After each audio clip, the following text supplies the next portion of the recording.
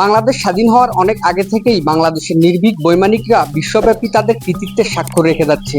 Arab Israel যুদ্ধে সাইফুল আজমের রূপকথার গল্পের মতো অপারেশন সম্পর্কে আমরা সকলেই জানি। হ্যালো বন্ধুরা, আমি আছি হৃদয় আপনাদের সাথে। রোমাঞ্চ মিডিয়ার আজকের পর্বে আমরা এসেছি বাংলাদেশ বিমান বাহিনীর সামরিক জাদুঘরে। এই পর্বের পুরোটা জুড়ে আমি আপনাদের এমন কিছু তথ্য শেয়ার করব যেটি এর আগে আপনি কখনো জানেননি। তো পুরো পর্ব জুড়ে আমাদের সাথে থাকুন। Let's go started. আমি এখন দাঁড়িয়ে আছি বিখ্যাত সেই MiG-21 যুদ্ধ বিমানের সামনে। দর্শক, এখন আপনারা যে বিশাল আকৃতির বিমানটি দেখতে পাচ্ছেন এটি কোনো আর্টিফিশিয়াল বিমান না। এখন যে বিমানটিকে দেখতে পাচ্ছেন এটি MiG-21 FL যুদ্ধ বিমান। এখন আপনাদের সামনে যে বিমানটি আছে এটি FT-5 নামে পরিচিত। এখন আপনারা যে হেলিকপ্টারটিকে দেখতে পাচ্ছেন এটির নাম Mi-8। এই র্যাডারগুলোর মাধ্যমে বাংলাদেশ বিমান বাহিনী তাদের শত্রু বিমানকে শনাক্ত করেছিল।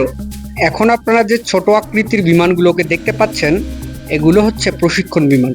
এটির নাম PT-6 প্রশিক্ষণ বিমান।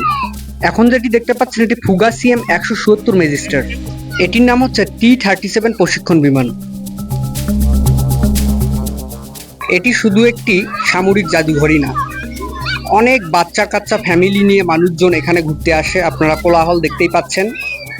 এখানে ভিতরে প্রবেশ মূল্য 10 টাকা করে এটার ভিতরে, আর মেইন গেটের যে প্রবেশ মূল্য সেটি 50 টাকা করে, আর বিদেশি দর্শকদের জন্য 100 টাকা করে। দেখতে পাচ্ছেন অনেক বাচ্চা, এখানে হাজার হাজার বাচ্চা আছে, প্রায় 400-500 উপরে হবে এখানে দাঁড়িয়ে আছে। তাদেরকে পারমিশন দিলে তারা ঢুকবে, ছোট ছোট সব বাচ্চা। এখন আপনারা যে বিমানটিকে দেখতে পাচ্ছেন এটির নাম AN-24 ট্রান্সপোর্ট এয়ারক্রাফট। যুদ্ধের সময় সেনাবাহিনীরা অথবা বিমান বাহিনীরা বিভিন্ন জায়গা থেকে বিভিন্ন জায়গাতে প্রয়োজনে বিভিন্ন সমরাস্ত্র, খাবার এবং যে কোনো সামগ্রী এটি দিয়ে ট্রান্সপোর্ট করত। হ্যালো দর্শক, এই ছিল বাংলাদেশ বিমান বাহিনীর সামরিক জাদুঘর সম্পর্কে আজকের আয়োজন। আশা করি আপনাদের ভিডিওটি ভালো লেগেছে।